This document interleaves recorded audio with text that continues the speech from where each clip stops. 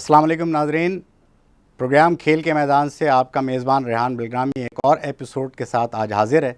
नाजरीन, क्रिकेट के मुताल्लिक़ कहा जाता है कि ये क्रिकेट बाई चांस, और पाकिस्तान की टीम एक ऐसी टीम है जिसके मुताल्लिक़ सारी दुनिया में ये कहा जाता है कि अनप्रेडिक्टेबल टीम। जब चाहें वो काली आंधी को उन्हीं के मुल्क में हरा देते हैं और जब चाहें वो ज़िम्बाब्वे जैसी टीम से भी शिकस्त खा जाते हैं, जो बिल्कुल गैर यकीनी सूरत हाल होती है शायकीन क्रिकेट के लिए, जो एक्सपेक्ट कर रहे होते हैं और बाज़ औक़ात वो इन मैचेस को देखते भी नहीं कि शायद वन साइडेड मैच होगा। आज हम ज़िम्बाब्वे और पाकिस्तान की सीरीज़ को कवर करेंगे और हमारे साथ हमारे एनालिस्ट और एक्सपर्ट नदीम यूसुफ मौजूद होंगे, और जो दूसरी शख्सियत हमारे साथ आज इस प्रोग्राम में शामिल हैं मैं उनका तारुफ़ कराता चलूँ। और जो ख़ास बात है उनकी वो ये कि वो ख़वातीन को कोच करते रहे हैं, उनकी कोचिंग करते रहे हैं, और उनके जो ज़ेरे साया क्रिकेटर्स थी उन्होंने पाकिस्तान को रिप्रेजेंट किया। और ये एक ऐसी शख्सियत हैं जो पाकिस्तान के लीजेंड क्रिकेटर इमरान खान के साथ वाबस्ता रहे हैं, और उनकी ज़ेरे सरपरस्ती काफ़ी इन्होंने अपनी अंदर निखार पैदा किया, और क्रिकेट के उनके तजुर्बे से जो कुछ हासिल किया वो उन ख़वातीन को मुंतकिल किया। मैं तारुफ़ कराते चलूँ शामिर, यू आर वेलकम। ये हमारे मेहमान हैं और हमारे एक्सपर्ट नदीम यूसुफ। नदीम यूसुफ, आपसे बात शुरू करते हैं, चूँकि आप पहले भी हमारे नाज़रीन को अपने तजुर्बे से काफ़ी बता चुके हैं कि किस तरीके से क्रिकेट के अंदर या डेवलपमेंट में काम होना चाहिए। फरमाइए, अनप्रेडिक्टेबल टीम है, मैं कुछ गलत तो नहीं कह रहा? नहीं, अनप्रेडिक्टेबल तो आप कह तो सही रहे हैं, लेकिन इट्स जब हम जीतते हैं तो हर चीज़ ढप जाती है, जब हारते हैं तो हम लोग फिर कहते हैं कि ये हो गई। लेकिन प्रेडिक्टेबल कहना तो नहीं चाहिए वैसे भी, क्योंकि अब सिस्टम ऐसा आ गया है कि दुनिया में देखें क्रिकेट को हर चीज़ को स्टडी की जाती है, सब कुछ जाती है। अब हमारे पास हर चीज़ मौजूद होने के बावजूद भी हमारे लड़के परफॉर्म्स नहीं करे जो एज अ प्रोफेशनल उनको करना चाहिए, क्योंकि जब प्लेयर अपने आप को इनसिक्योर फील करेगा तो फिर वो परफॉर्म नहीं कर सकेगा। तो सस्टेनेबिलिटी आपके बहुत ज़रूरी है। सिस्टम कौन सा प्लेयर, मतलब क्या सिक्योर, आपसे क्या मुराद है? हमारे नाज़रीन को बताइए। देखें, आप जब से रेहान आपकी ओपनिंग स्टैंड कभी नहीं बनती, हर आप टूर पे देखें आपके ओपनर चेंज होते हैं। भाई ओपनर 1 2 3 4 5 आपके एक परमानेंट पोजीशन होनी चाहिए, ताकि जो भी प्लेयर जाए तो वो सिक्योर फील करे। वो पाकिस्तान ने पहला टेस्ट मैच जो जीता है जिम्बाब्वे से, उसमें दोनों हमारे ओपनर्स फेल गए हैं, खुर्रम मंजूर और हफीज़। इन दोनों ने, खुर्रम ने पहली इनिंग्स में 11 रन किए थे और हफीज़ ने 5 रन, जबकि दूसरी इनिंग्स में खुर्रम ने 5 रन और हफीज़ ने 16 रन किए। तो दोनों ओपनर्स जो है हमारे फेल हो गए, जबकि नासिर जमशेद जो है उनको भी इसी बिना पर ड्रॉप किया गया कि वो कंसिस्टेंट परफॉर्मेंस नहीं थे। आप क्या कहेंगे इस टेस्ट की ओपनिंग के बारे में? मैं वो कहना, देखें ना, आप इस टूर पे गए तो आप खुर्रम मंजूर का आपने इन किया। खुर्रम मंजूर कितने अर्से बाद इन हुआ कि जब लास्ट टेस्ट उसने खेला तो उसने परफॉर्म की थी, उसके बाद उसको आउट ऑफ साइड कर दिया बिल्कुल, उसके बाद एनी केम बैक। जब आदमी केम बैक करता है तो उसको परफॉर्म भी करना है, उस टीम में भी रहना है बस। लेकिन हम आगे चल के ज़रूर इस पर बात करेंगे। खुर्रम मंजूर अगर पहले टेस्ट में फेल हुए हैं तो दोनों इनिंग्स में उन्होंने निस्फ सेंचुरियाँ बनाई हैं दूसरे टेस्ट में। आप क्या कहेंगे शामिर, आपका क्या तज्जिया है जो अभी नदीम ने बात की हमारे ओपनर्स के मुताल्लिक? अव्वल तो ये हमारे क्रिकेट में जो क्रिकेट के जो सेलेक्टर्स हैं वो पहले से तयन कर देते हैं कि इसका खेल का मयार ये है। होना ये चाहिए कि जो नदीम भाई ने कहा कि खौफ ज़दा होते हैं, तलवार लटकी होती है। अगर आप प्रीवियस पुराने कप्तानों को हफीज़ पे तलवार लटकी थी, खुर्रम मंजूर पे तलवार लटकी थी, दोनों नए ओपनर्स पे। हफीज़ तो प्रोफेसर हैं, पूरी टीम को लेके चलते हैं, उनके मुतालिक तो पूरी स्ट्रेटजी वो लेकिन डिसाइड वही करते हैं। लेकिन रेहान देखें, हफीज़ हैं, लेकिन हफीज़ के साथ हर वक्त एक नया ओपनर आएगा तो फिर कैसे कम्बिनेशन बनेगा? अब आप देखें, आपके पास कम्बिनेशन था, आपको मैं माहिद खान, सादिक मोहम्मद, मुदस्सिर, मोहसिन खान, आमिर सोहेल, सईद अनवर, ये क्यों लंबा चले कि कंसिस्टेंट ये थे, और इनको पीछे से बैकिंग ये थी कि भाई आपके ये 5 टेस्ट हैं और 10 इनिंग है, आपको कोई नहीं छेड़ेगा। जब आप ये चीज़ आपके प्लेयरों में देंगे ना तो फिर ऑटोमेटिकली ये परफॉर्म करेंगे। जब उनको पता है कि एक सीरीज़ में जा रहे हैं, वापस आ रहे हैं, तो पता है पूरी टीम आपकी चेंज हो गई।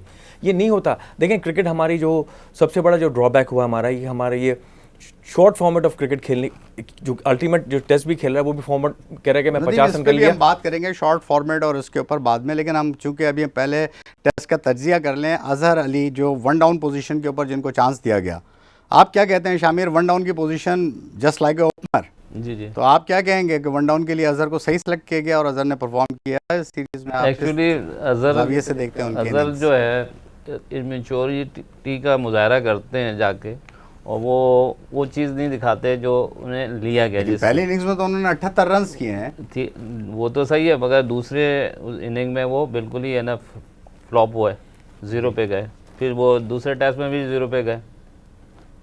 तो वो बर्दाश्त नहीं कर पाएगा जी कि मैं ना वन डाउन हूँ या ओपनर हूँ। लेकिन हमारी मिडिल ऑर्डर बैटिंग में भी हमने देखा कि कोई ख़ास कारकर्दगी नहीं रही। मिसबा को इतनी ज़बरदस्त तनकीद का सामना है कि वो मैच के अंदर बहुत सारी पोजीशन ऐसी ले लेते हैं जिसकी वजह से मैच हार भी जाता है। लेकिन उनकी इनिंग्स आप पूरे टेस्ट सीरीज़ को देख लें, पहली इनिंग्स में भी उन्होंने पहले टेस्ट की 53 रन किए, अच्छी बैटिंग की। आप क्या कहेंगे इस बारे में? उनकी बैटिंग पे जो तनकीद होती है वो बिला जवाज़ है या उन्होंने जस्टिफाई किया अपनी भाई पोजीशन उनकी जो पब्लिक जिन्होंने इनके ऊपर तनकीद आती है वो ये आती है, वो टीम को लेके नहीं चलते। अगर आप पीछे देखें कि अगर 5वें नंबर का बैट्समैन है तो वो आखिरी मुस्तैद बैट्समैन होता लेकिन है। शामिर जितने बैट्समैन हैं वो तो अपनी इनिंग्स लेके चलेंगे ना, चाहे असद शफीक हो, अजहर हो, हफीज़ हो, वो अपनी इनिंग्स लेके चलेंगे, वो टीम को लेके नहीं चलते। जब अपनी इनिंग्स को वो खेलेंगे और उसकी परफॉर्मेंस उनकी बेहतर होगी, जब इंडिविजुअल बेहतर होगी, तभी जाकर वो इज्तिमाइयत में बेहतरी लाई जा सकती है ना। तो आप ये कैसे कह सकते हैं कि हर टीम के अंदर एक प्लेयर ऐसा होता है जो दोनों साइडों को लुकआउट करता है। आप इंडिया के डेविड था, पाकिस्तान के आसिफ इकबाल, जावेद मियां था, ये दोनों एंड को कवर करते थे क्योंकि नीचे सिर्फ विकेट कीपर और बॉलर्स रह जाते हैं। तो ज़्यादातर टाइम वो अपने बॉल रखते थे कि हम 4 बॉलिंग खेलेंगे, 5वीं बॉल उसको गए, 6ठी बॉल अगर खुदा ना खास्ता 5वीं मिस होती है तो 6ठी पे हम रिस्क ले सकते हैं। तो ये दोनों एंड आप फरमाइए, आप क्या समझते हैं कि मिसबा की बैटिंग जो है वो पूरी रीढ़ की हड्डी का किरदार अदा किया है उन्होंने, और पहली इनिंग्स में उन्होंने 53 रन बनाए। आप भी इसी तरह उनकी इनिंग्स को तनकीद का निशाना बनाएंगे या समझते हैं आपके देखिए मैं तनकीद तो नहीं, क्रिटिसिज्म नहीं ये करना चाहिए हमको, एक पॉजिटिव इन अ सेंस कि मिसबा को क्यों नहीं एक पॉजिटिव बात बताते और उसको क्यों नहीं बिलीव पैदा कराते कि if you want to take carry responsibility is got another के कैप्टनसी भी है, बर्डन भी है उसके पास, बहुत प्रेशर उसको पड़ता है। तो why don't he go number 3? He should go number 3 and carry on from there. उसको क्या होगा कि उसको इतनी जल्दी रीशफल करना चाहिए? नहीं, रीशफल एक आदमी रीशफल हो रहा है ना, कैप्टन ही अगर रीशफल हो तो अच्छा है ना उसके लिए। अब ये chance you lead from the front. Misbah अगर वन डाउन आता है तो उसको कौन से बैट्समैन मिलेंगे? सारे प्रॉपर बैट्समैन मिलेंगे ना। 5वें आएगा तो उसको एक रेगुलर बैट्समैन मिलेगा, उसके बाद टेल मिलेगी, तो एडेड प्रेशर हो गया ना उस पर। लेकिन तो जब यूनुस खान 4थे नंबर पर मौजूद हैं तो मिसबा 5वें नंबर पर ठीक नहीं है। आप ये कहना चाह रहे हैं 4थे नंबर पे क्या यूनुस का सिलेक्शन गलत है? यूनुस का सही है। मैं इस वक्त बात हो रही है मिसबा की। मिसबा का 5वां नंबर सूटेबल नहीं है। द वे ही बैट्स, उसको टाइम चाहिए होता है। टाइम के लिए अगर ही गो नंबर 3 तो अपने दूसरे बैट्समैन को भी वो सेव कर सकता है। आप देखें ना, जब यूनुस था, असद शफीक ने, आप शारजा में जो सीरीज़ हुई थी यूएई में, यूनुस खान के साथ जब अजहर अली था उसने 100 किए, असद शफीक को साथ लेके चला 100 किए।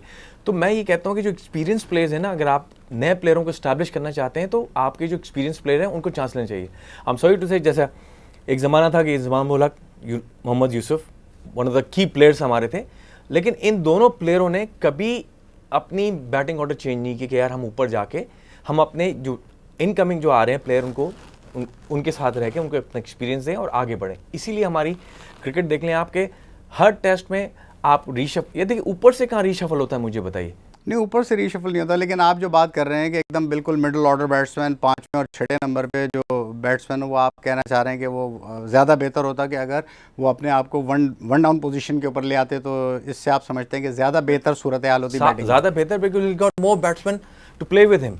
आप शामिर समझते हैं, इत्तेफाक करते हैं नदीम की राय से? आप अगर जो है टीम की रिक्वायरमेंट है तो कप्तान को तो टीम की रिक्वायरमेंट पे तो बात ही नहीं हुई ना। उन्होंने कहा कि अकॉर्डिंग टू सिचुएशन की जो बैटिंग लाइन में अगर फ्लक्चुएशन होता है तो उसमें तो कप्तान को आना चाहिए, क्योंकि चलें, बहरहाल आपने एक तजवीज़ दी है। देखें, शायद मिसबा अगर ये प्रोग्राम देख रहे हो नाजरीन तो उनकी समझ में आए कि वो ख़ुद अपने आप को वन डाउन पोजीशन पे खिलाएं। बहरहाल ये कितना पाकिस्तानी टीम के लिए बेहतर होगा ये तो उसी वक्त अंदाज़ा लगाया जा सकता है जब वन डाउन पोजीशन पे खेलें। बहरहाल उसके बाद सईद अजमल लोअर ऑर्डर में आए और उन्होंने उस दिन बड़ी अच्छी इनिंग्स खेली, उन्होंने 49 रन बनाए, लेकिन 50 रन मुकम्मल नहीं कर सके। हाँ, लेकिन नेक्स्ट डे जब वो आए तो 49 रन पे आउट हो गए। उनकी परफॉर्मेंस बैटिंग में बड़ी अच्छी रही।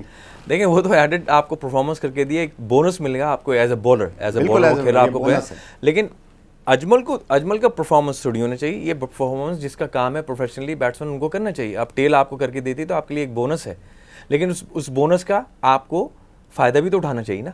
फिर उसके बाद जब जिम्बाब्वे ने अपनी इनिंग्स शुरू की, अच्छा इस मैच के अंदर आप ये देखें क्या कहते हैं कि चतारा जो है उन्होंने उनकी तरफ से 3 विकेट लिए थे, प्यांगारा ने 3 विकेट लिए 71 रन दे के, मसकाटजा ने 2 विकेट और उट्सिया ने भी 2 विकेट लिए थे। सबका कंट्रीब्यूशन था उनकी बॉलिंग के अगर देखा जाए। फिर उसके बाद जब उन्होंने इनिंग्स शुरू की तो उनका जो पाकिस्तानी नजात प्लेयर है सिकंदर, उसकी परफॉर्मेंस के मुतालिक क्या कहेंगे आप? उसने पहले ही इनिंग्स में 60 रन किए, पहला टेस्ट और पहली इनिंग्स, आप क्या कहेंगे? बहुत बड़ा एक तरह से बहुत बड़ा उसका स्टार्ट हुआ है अच्छा, because of playing first test against Pakistan which one of the top team, उसके अगेंस्ट परफॉर्मेंस करना और ऐसी पोजीशन में आके खेलना, तो मतलब इसके लिए it's a big achievement for him. और ये कि जिस तरह वो खेल रहा था उसकी टेक्निक भी मैंने देखी कि he can long last player है और खेल सकता है, वेरी साउंड प्लेयर, खेल सकता है, लंबी क्रिकेट खेल सकता है। होपफुली जिम्बाब्वे को अगर ज़्यादा क्रिकेट मिले तो मतलब he will be benefit for Zimbabwe also. लेकिन बड़ी बदकिस्मती रही कि दूसरे टेस्ट में तो उनको इतनी अच्छी परफॉर्मेंस के बाद ड्रॉप कर दिया गया, क्या समझते हैं? इस मैनेजमेंट का पता नहीं, मुझे समझ नहीं आता कि कोई परफॉर्म कर रहा है तो उसको, लेकिन उसने तो काफ़ी अप्रिशिएट किया अपनी मैनेजमेंट को और उसने कहा कि अगर उन्होंने मुझे दूसरे टेस्ट में चांस नहीं दिया तो ये ज़्यादा बेहतर फैसला था। आप क्या समझते हैं कि उसका जो ये स्टेटमेंट है, आप एग्री करते हैं? अगर आप जिम्बाब्वे का देखें तो टेस्ट मैच से पहले उनके लड़कों ने ना इनकार कर दिया था खेलने से, तो कुछ प्लेयर जो है बैकअप हो गए थे, तो इसलिए इस बच्चे को भी इन किया। और वैसे 70 की है, उसके बाद परफॉर्मेंस तो ये थी कि एक अच्छे बैट्समैन की आमद है, इसका मतलब कि प्रेशर में अगर कोई प्लेयर करता है तो उसके अंदर पोटेंशियल है कि वो आगे चल के जिम्बाब्वे के लिए। लेकिन हमारे मुल्क में तो काफ़ी तनकीद होती है अगर पहला टेस्ट में इतनी अच्छी परफॉर्मेंस में किसी को बाहर कर दिया जाता है, बिल्कुल एंटायरली डिफरेंट, मतलब यहाँ हो चुकी होती। पाकिस्तान है, पाकिस्तान में आप कुछ भी हो सकता है, लेकिन वहाँ एक सिस्टम है। लेकिन मैं माजरत चाहता हूँ नदीम, सबसे बड़ी बात ये है कि जो प्लेयर था उसने खुद एडमिट किया कि नहीं, अगर मुझे ड्रॉप किया तो मैनेजमेंट का फैसला बड़ा दुरुस्त था। ये बहुत बड़ी स्पोर्ट्समैन स्पिरिट है। दिस इज़ व्हाट हम लोग में लैकिंग है कि they play for the nation. अगर ड्रॉप किया है तो they never blame there management और कैप्टन और सबडी, हर किसी को प्रोटेक्ट करते हैं, कवर करते हैं। हमारे पास एक चीज़ होती है, कोई चीज़ गलत होती है तो फिर हर आदमी उसको ब्लेम देना शुरू कर देता है, विच इज़ बैड। कि आप मैनेजमेंट को ब्लेम नहीं करना चाहिए। कोई रीज़न था, उनका अपना रीज़न था, उनका अपनी लॉजिक थी उसके हिसाब से, और फिर देखिए रिजल्ट भी क्या मिला कि जिम्बाब्वे टेस्ट मैच जीती है। जी हाँ, और इस इनिंग्स में जब क्या कहते हैं जिम्बाब्वे ने अपनी शुरू की थी, इन 3 प्लेयर्स ने जो स्कोर किया जिम्बाब्वे की तरफ से, उसके बाद सेकंड इनिंग्स में पाकिस्तान के ओपनर्स फिर फेल हो गए और पहली इनिंग्स में हमारे सईद अजमल ने जो है बहुत अच्छी परफॉर्मेंस दी और 7 विकेट 97 रन देकर। शामिर, आप पहले बताइए, मैं नदीम यूसुफ से तो मैंने सवाल किया था, लेकिन आप बताइए कि कैसी परफॉर्मेंस थी? क्या उनकी बॉलिंग बहुत अच्छी थी या जिम्बाब्वे की बैटिंग जो है वो उनकी बॉलिंग को नहीं समझ सकी? एक्चुअली अजमल बहुत अच्छा बॉलर है और वो वर्ल्ड क्लास बॉलरों में शुमार होता है। तो जिम्बाब्वे की जो टीम है उसके सामने जो है, इसलिए जब वो जब खेले थे वही प्लेयर 2 साल पहले मेरा ख्याल, अब है ना नहीं, वो प्लेयर्स तो नहीं खेले थे, उसमें काफ़ी तब्दीली उसमें रुनुमा हो चुकी उसमें कुछ नए आए हैं, तो इसके अंदर इम्प्रूवमेंट बहुत है। तो उस वजह से ये जो है उनकी बॉलिंग पे वो संभल नहीं पाए और आउट होते रहे, इसलिए वो पूरी टेस्ट सीरीज़ में है ना सबसे ज़्यादा विकेटें उसी को मिली। आप फरमाइए नदीम, आपकी क्या राय है उनकी इस परफॉर्मेंस पे? सही experience, world class number 1 bowler है और इसकी परफॉर्मेंस ही खुद स्पीक करती है। I mean there is no two way about it. 327 runs बनाए और पाकिस्तान के 249 रन्स के जवाब में 78 रन्स की एक बहुत अच्छी लीड उन्होंने ले ली। लेकिन फिर हमारे बैट्समैन दूसरी इनिंग्स के अंदर, हमारे ओपनर्स दोबारा फेल हो गए, अज़हर 0 के ऊपर आउट हो गए, तो फिर ओपनिंग हमारी फेल हो गई थी, कोई ख़ास परफॉर्मेंस नहीं दे सकी। लेकिन यूनुस खान और मिसबा एक मरतबा फिर मर्द बोरान बनकर मिसबा आए। यूनुस खान ने बहुत अच्छी बैटिंग की, अपना पूरा तजुर्बा उन्होंने जो है वो लगा दिया और माशाल्लाह से 200 रन्स बनाए उन्होंने नॉट आउट। और उनकी इस इनिंग्स के मेरे ख़्याल में जो उन्होंने खेली है वो एक ऐसी यादगार इनिंग्स थी कि सिर्फ यादगार ही नहीं हो गई बल्कि उससे पाकिस्तान जो है वो ये टेस्ट मैच जीत सका है। आपका क्या इस पे तबसरा होगा? देखें, Younis Khan no doubt man of crisis you can say, as a captain, as a आपको देखें lead from the front always. उसको कैप्टनसी से हटाने के बावजूद भी उसने he is playing for his country. उसकी जो स्पिरिट है, मैं कहता हूँ कि अगर हमारे 3-4 प्लेयरों में उसकी स्पिरिट आ जाए as a playing for the nation, as with the situation, हमें no doubt one of the best performance की उसने, और सेकंड इनिंग में जाके 200 रन करना और मैच विनिंग। नदीम, आपने जो इस पर दलील दी बड़ी अच्छी बात की, वो इतना एक्सपीरियंस प्लेयर है, लेकिन उसको देखें आप कितने अरसे तक टीम से बाहर भी रखा गया। अभी थोड़ी देर पहले आपने बात की खुर्रम मंजूर की कि उसके साथ भी ये वाकयात पेश आते रहे, फिर वो क्यों नहीं परफॉर्मेंस दे सका? आप उसको तो उस वक्त उसको बचा रहे थे कि खुर्रम मंजूर को चूंकि निकाला गया, उसके बाद उसको कभी इन किया गया, इसलिए उसकी परफॉर्मेंस में फ़र्क है, लेकिन यूनुस ने तो 200 रन कर दिए।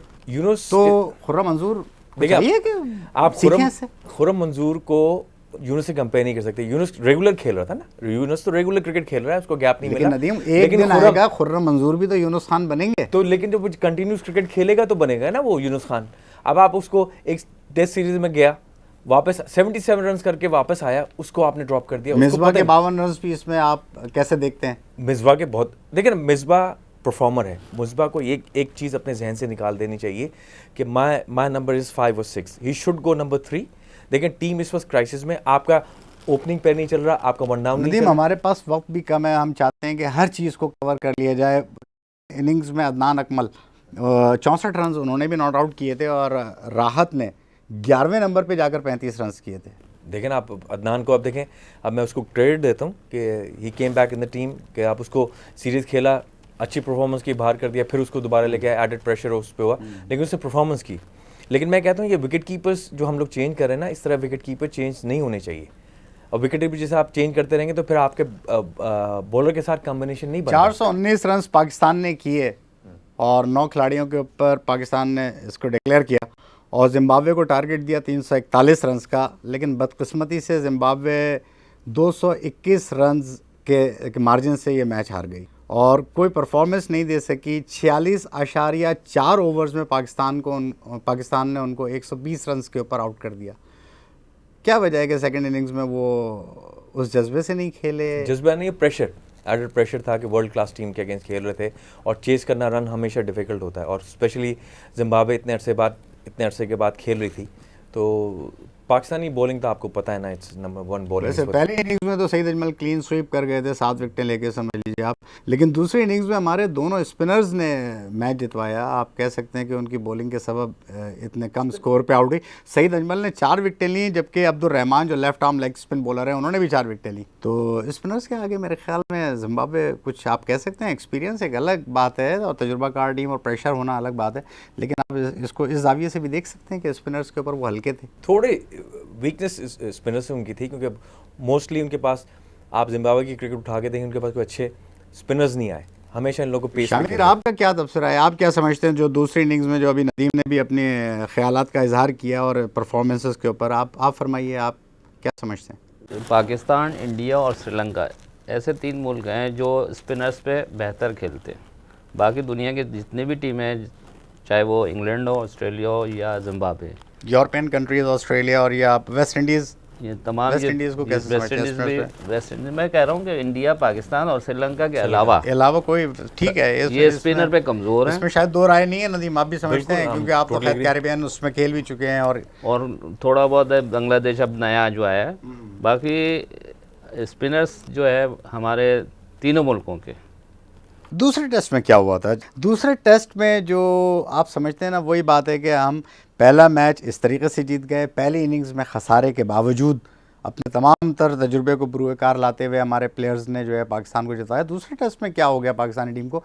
कहाँ के ऊपर आपको फ़र्क महसूस हुआ?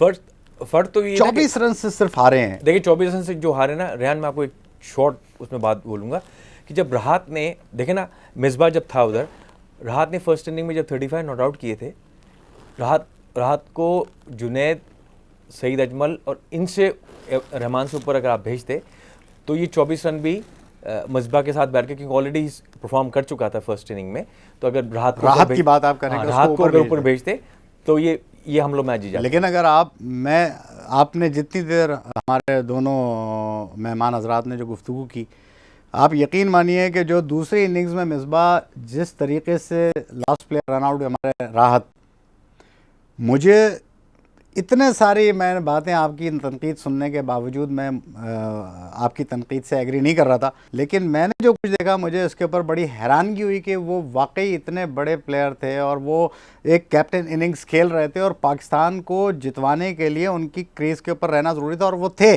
लेकिन उन्होंने आखिरी दोनों प्लेयर्स के साथ कोई क्या कहते हैं गुफ्तगू नहीं की, कोई अपनी अंडरस्टैंडिंग नहीं की, और जिस तरीके से रन आउट हुए ये एक अच्छे प्लेयर की निशानी नहीं है, ख़ासकर कैप्टन की, कि वो बिल्कुल उसने प्लेस किया और विद आउट यानी कि कॉलिंग जो है उसको क्रीज से, आप जब पॉपिंग क्रीज से आप 4 कदम निकलेंगे सामने वाला खुद भाग के आएगा, तो आपने तो गलती करवाई है उससे, ये राहत का तो कसूर नहीं था, तो इन्होंने तो मैच खुद वो कर दिया। अच्छा खासी बैटिंग कर रहे थे। नहीं, राहत का वो था कि मतलब ही मिसबा को स्ट्राइक देना चाह रहे थे, सॉरी कि मैं सिंगल लेके मिसबा को स्ट्राइक ले लूँ, लेकिन कन्फ्यूजन ये हुआ कि मिसबा आधे रास्ते में निकलने के बाद कन्फ्यूजन मिसबा ने पैदा मिसबा किया। ने आप पैदा अगर उसके विजुअल देखें तो उसके अंदर उन्होंने पॉइंट के ऊपर खेलते ही जो है 3-4 कदम आगे निकल गए थे। शामिर आप बताइए, आपका क्या ख्याल है इसमें कि 4 कदम आगे जब निकले तो वो तो कैप्टन की बात को मानेगा, उसको तो लाजमी रन लेना था। जो सेकंड इनिंग में जो हमारी जो है प्लानिंग में खराबी थी, जब हमारे को मैच जीतना था तो आखिरी जब यूनुस आउट हुए थे तो नाइट वॉचमैन उन्होंने भेजा नहीं, उसकी वजह से अपने बैट्समैन को इन्होंने बचाया नहीं, और आखिर में जो है प्लानिंग ये नहीं थी कि दोनों एंड से खेलना था मिसबा को, मगर वो खेलते 2 ही बॉलें खेलते थे, सारी बॉलें नए प्लेयर को खिलाते। नाइट वॉचमैन के बजाय अगर नदीम यूसुफ ने जो राय दी थी कि अगर वो 1 डाउन खुद आ जाते तो वो ज़्यादा बेहतर रहता कि बैट्समैन जनरल आ जाता। वो सिचुएशन के अगर हिसाब से अगर आपके प्लेयर जो है परफॉर्म कर रहे हैं तो आगे पीछे कर सकते थे, मगर जब बैटिंग लाइन दे चुके हैं वो, तो मिसबा को तो चाहिए था कि नाइट वॉचमैन भेज के अपना नंबर पीछे करते या उसको एंड तो संभालते, एटलीस्ट एंड लेते, अपना स्ट्राइक ज़्यादा रखते।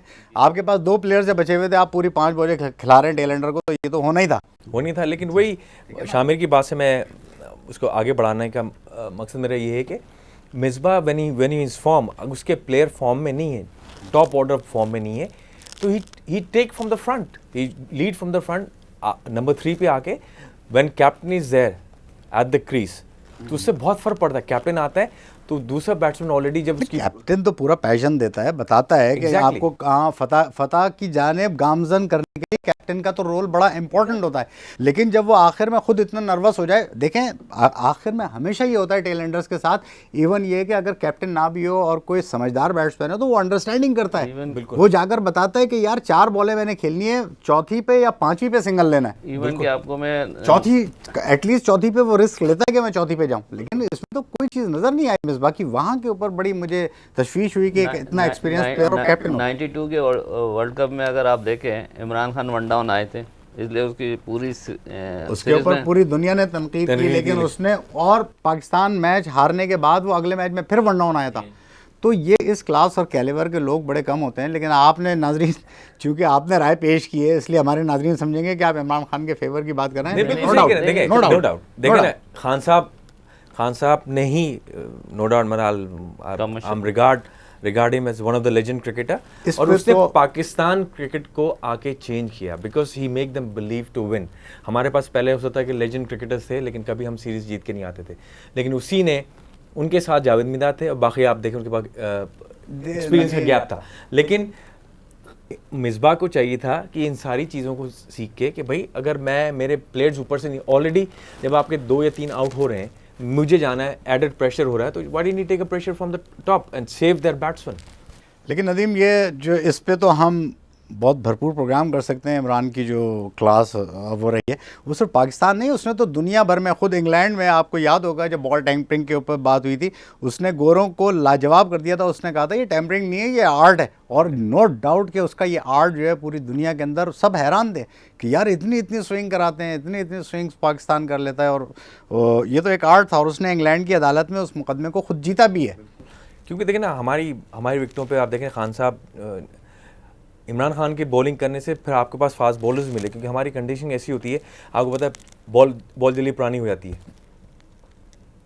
बॉल जल्दी पुरानी हो जाती है, तो पुरानी गेंद को किस तरह से यूज़ करना, ये इमरान खान और हम लोग भी ये होता था कि नई बॉल यूज़ करने के बाद फिर पुरानी बॉल को हम किस तरह यूज़ करना, ये हमारा आर्ट हमारे पास। देखिए, हारना तो वैसे कोई बात नहीं है, खेल में हार जीत होती है, लेकिन जिस तरीके से हारे शामिर साहब, असल में बुनियादी वजह ये हारे जिस अंदाज से, वो अंदाज़ जो है लोगों ने देखा और उसको कहा कि यार ये किस तरीके से हमारी टीम परफॉर्म करती है। कभी तो बिल्कुल मैंने कहा था जैसे अपने इंट्रो में कि कभी हम काली आंधी को उनके मुल्क में भी हरा देते हैं और कभी हम बहुत अच्छी टीम होकर भी एक ऐसी टीम से हार तो जाते हैं। डिफेंसिव कप्तान लेकिन आपसे इससे planning- ज़िमनन भी सवाल है, इसलिए मैंने आपसे ये सवाल किया है शामिर कि आप ख़वातीन की टीम को कोच कर चुके हैं, इसमें कोच का कितना किरदार होता है और डेव वॉटमोर ने क्या किरदार अदा किया? मुझे तो ये आज तक समझ में नहीं आया कि जितने अरसे में उन्होंने कोच किया है कितने, मेरे ख्याल में मैं अगर उस पर प्रोग्राम करूं तो मैं एक तवील फेहरिस्त बता सकता हूं कि उन्होंने कितने प्लेयरों को ख़राब किया। बनाने वाला कोई प्लेयर अगर उन्होंने किया है, कोई तैयार किया है या जिसको वाकई उन्होंने सही कोच किया है, वो मुझे बता दीजिए आप इस हवाले के साथ जो आप पोस्टमार्टम कर रहे हैं। ये इस सवाल से मैं एक बात क्लियर कर दूं, मैच से पहले जितनी भी रिहर्सल होती है वो कोच ही करता है। अंदर जो है प्लेयरों ने करना होता है, बैट्समैन ने करना है, बॉलर ने, उधर कोच का कोई अमल दखल नहीं होता। जब कोच का अमल दखल नहीं होता ग्राउंड के अंदर तो फिर बाहर बैठ के क्या फ़ायदा? वो तो मैं भी वो कोच तो कर लूँ, आप भी कोच कर लें, अगर ऐसी बात है। प्रैक्टिस के लेकिन दौरान कोई ना कोई टेक्निकल चीज़ें समझाई जाती है ना, फाइट तो प्लेयर मैदान में करेगा। प्रैक्टिस से पहले जितने भी अगर टिप्स दे सकता है दे दे। बहसियत कोच के आप क्या समझते हैं डेव वॉटमोर के किरदार को? आप क्या समझते हैं कि वाकई उन्होंने पाकिस्तान देखो के लिए सारे कोच जो चाहते हैं कि मेरा नाम अच्छा रहे, कोई बुरा नहीं कर सोचता है, और सभी ये चाहते हैं कि मेरा रिज़ल्ट अच्छा आए। अब वो ऊपर से अगर प्लेयर उस जो बताई हुई चीज़ों का अमल ना करे तो यू डोंट ब्लेम योर तो कोच कोच पे नहीं जा सकता। कोच पे ब्लेम जाता है नहीं नहीं, आप दोनों हजरात इस बात पर मुत्तफ़िक़ हैं नदीम यूसुफ कि कोच का इसके अंदर कोई गलती या खामी नहीं है। नहीं है कोच बीन एक्सपीरियंस कोच। देखें वॉटमोर को एशियन कंट्रीज़ का पूरा पता है, he knows the psyche of it, और उसने इन प्लेयरों को सब जानता है। लेकिन हमारा प्रॉब्लम हमारे पाकिस्तान में है कि हमारे इन कोचेस से सीखते नहीं हैं कुछ। एक तो लैंग्वेज बैरियर आ जाता है सबसे बड़ी चीज़, लेकिन ये कि आपको एक कोच पूरा बना के दे के गया कि भाई आपने ये करना, अब वहाँ जाके अगर परफॉर्म नहीं करें तो कोच को तो ब्लेम नहीं दे सकते आप ये कहना चाह रहे हैं कि कोच के ऊपर आप कोई तनकीद नहीं कर रहे, बल्कि ये प्लेयर्स का काम है कि वो उसको फॉलो करें जो कोच उनको बिल्कुल देखिए हिदायत दे रहा है। रेहान, आप इंटरनेशनल क्रिकेट खेल रहे हो, आप प्रोफेशनल हो, आप प्रोफेशनल को क्या बच्चों की तरह टीच। लेकिन चले हमारा प्रोग्राम भी अब ख़त्म हो रहा है, बिल्कुल आखिरी लम्हात हैं। सिर्फ मैं आपसे दोनों हजरात से एक एक जुमले में अपनी राय दे दीजिए कि क्या पाकिस्तान के अंदर कोई ऐसा प्लेयर नहीं है हमारे पास जो पाकिस्तानी टीम को कोच कर सके? पाकिस्तान टीम को क्या कोच करना? पाकिस्तान टीम में देखें कोच का एक जुमले में जल्दी से आप बता दें कि है या नहीं है। कौन है भाई आपके जो पुराने कोच आए वकार यूनुस, मोहसिन खान, इन लोग आप बताइए शामिर, आपके ख्याल में आप फरमाइए जल्दी से। जो तीन पुराने जो लास्ट टीमों के कोचेस थे उनमें से एक को आप सेलेक्ट कर लें। कौन? तो नाम बताइए, दे दें। सारे नाम। मोहसिन है और मोहसिन हसन खान को मोहसिन हसन खान है। चलिए नाज़रीन, हमारे प्रोग्राम का वक्त भी ख़त्म हो गया है और ये तो काफ़ी डिबेटेबल टॉपिक्स होते हैं। इंशाल्लाह इस पर आइंदा भी हम अपने मेहमानों को मदऊ करते रहेंगे और अपने एक्सपर्ट नदीम यूसुफ से आइंदा प्रोग्राम में भी इस्तिफ़ादा करते रहेंगे। इस वक्त मैं प्रोग्राम को साइन आउट करता हूँ। अपने मेज़बान रेहान बिलग्रामी को इजाज़त दीजिए। अल्लाह हाफ़िज़।